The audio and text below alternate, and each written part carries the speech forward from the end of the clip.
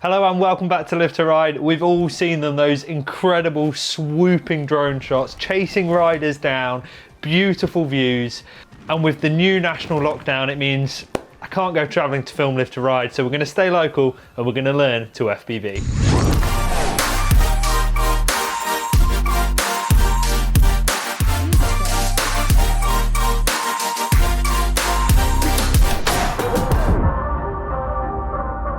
First time I ever saw a racing drone in person was when I was helping film with Fairclough for his series of A Dog's Life with the filmmakers Chris Seeger and Jacob Gibbons from Aspect Media. It was a 4-part series and a big part of the show was having these incredible FPV racing drone shots by a chap called Andy Lawrence. So Andy came along to the shoots and he just blew everyone's minds with what was capable with those little drones. It gave a whole new feel to filming mountain bikes. Suddenly the camera could stick with the bike riders going as fast as they could, flat out down the hill for much longer durations of time. And for mountain biking, I think they really capture the speed of the sport. So the goal of this video is to take you on the journey from my first day of flying, stepping up through the ranks, going up through the quads, until hopefully we can capture those amazing mountain bike shots where you're tracking a rider down through the hill.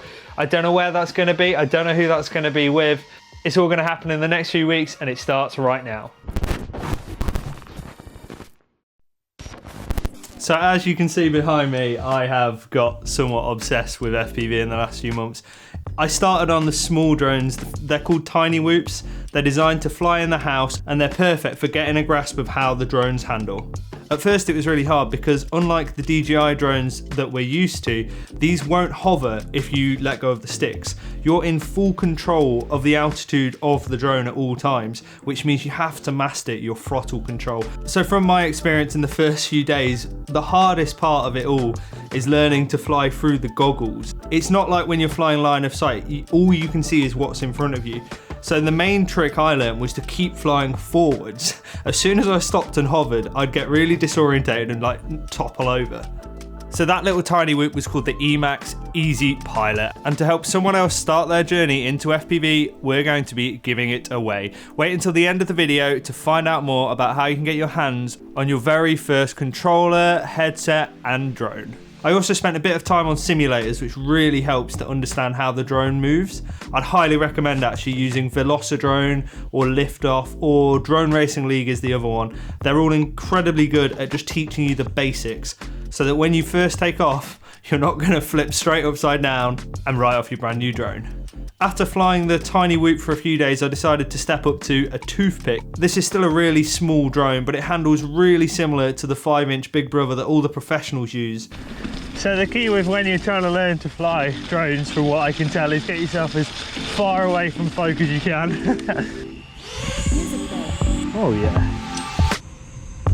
Whoa.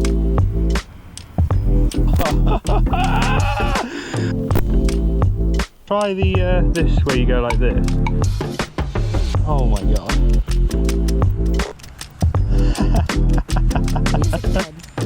Amazing. Some sketchy ass FPV. So I got outside and the first thing I did was learn to go upside down, but secondly, I tried to chase my mate on his mountain bike and it didn't go very well. Here we go then, the dead forest. A bit windy from that direction. Right, I'm a bit devious about trying. Woo! Wow, I am not ready to fly acro. Woo! Go on then, Ben, we'll just go for it.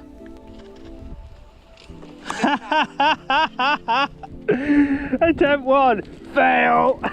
Pretty abysmal first attempt, but I do think the lightweight drone, heavy wind, it was all against us, but we stuck it out, and to be fair, I think we got a proof of concept by the end of that session.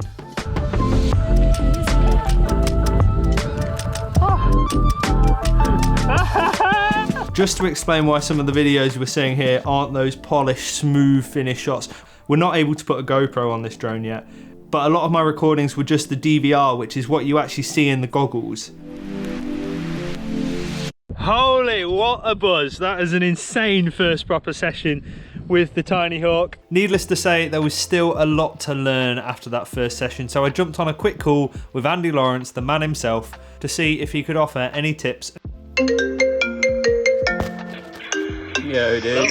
How the devil are we?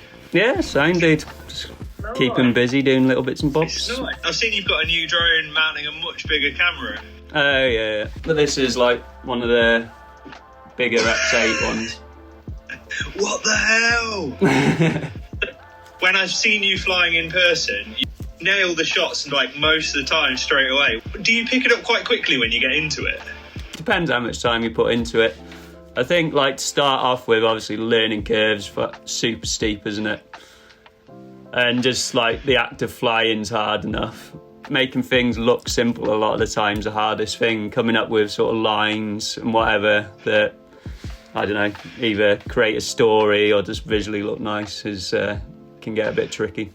I've noticed a lot of that in your flying. So I remember at Revolution when you flew through the landy, you flew through the window, and then I've seen some stuff at a skate park where you like fly through little gaps and like, is that what you enjoy? You couldn't really get it on any other kind of drone, could you? I guess it's like similar to riding or skating.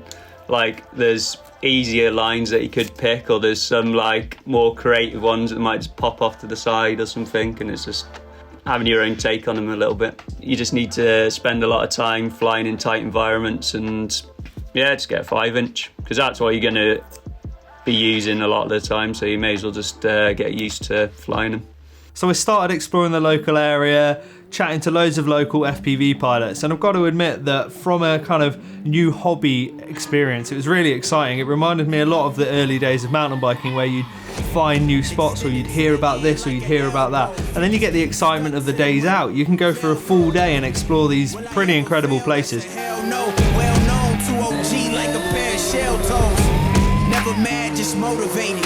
We going places, and life is a game, so it comes. Yo, so we found this really cool abandoned outbuilding near my house, and I'm going to try and fly around in one pack and show you what it's like. No, we can never be stopped. I work, stay over dedicated. In FPV, there's a whole discipline called freestyle, and a lot of it is around going to the bando, the abandoned building.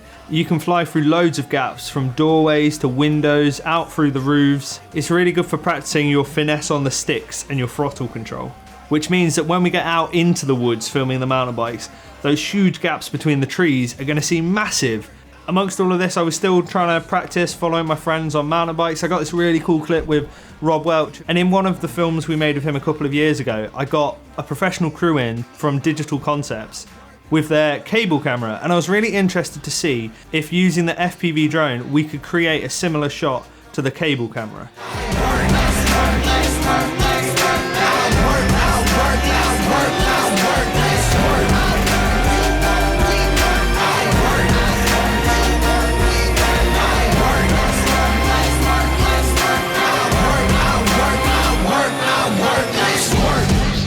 The next step was to step it up to the big 5-inch drone. This is what all the professionals use, and it's the go-to for most shoots. Wow, so cool.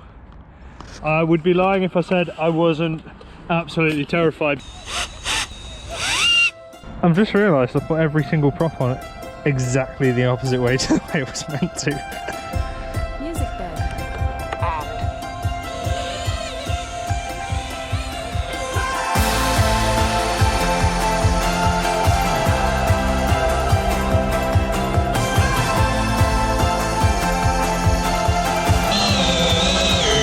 There we go, flight number 1. That is a totally different experience. I'm glad I took my time to learn the controls and learn the little nuances of how the drone acts in the air, because it is exactly the same as the first drone. The only difference is the weight, the power. It feels more steady because it doesn't get blown around by the wind. We're on to a winner. Let's put some more batteries in and see what we can do. It also struck me how much more serious it felt, and the risks and implications that it might have to other people. While flying the little Tiny Hawk was just a breeze, you know, it's a really lightweight, tiny little drone, this thing could do some serious damage. So as I got further and further along the drone journey, I started to look into licensing, which was always a really scary thing with drones. But actually this year, as of 2021, they have made it a lot easier. I went ahead and got myself the A2 CFC qualification through UAV Hub. I highly recommend it. It gives you a really good understanding of the drone rules and regulations within the United Kingdom. Obviously be mindful of the rules in your own country and make sure to do your own research before you start flying. And if you're serious about doing the A2 CFC training, we did manage to secure a discount code from UAV Hub that will get you 5% off. But generally, over the next few weeks, into maybe a couple of months later, I'd really started to learn how to control the 5-inch drone. I kept flying. I'd say I flew possibly every day or every other day. And here's some of my favourite clips.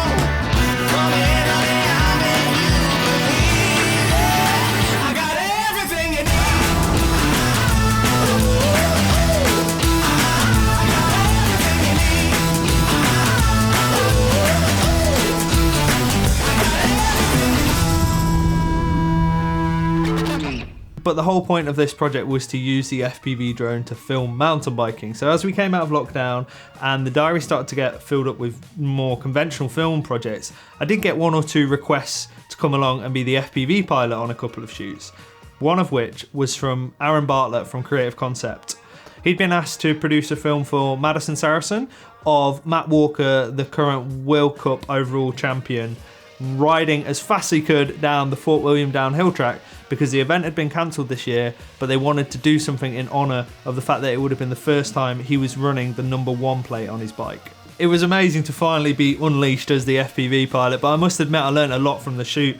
I was really nervous at times because following a ride is fairly simple, but when you start to include timings, that's when it gets really complicated. And what might seem as a really basic shot when you watch it can actually be really complicated. So take, for example, the first shot that we got at the top of Fort William. It's a simple shot.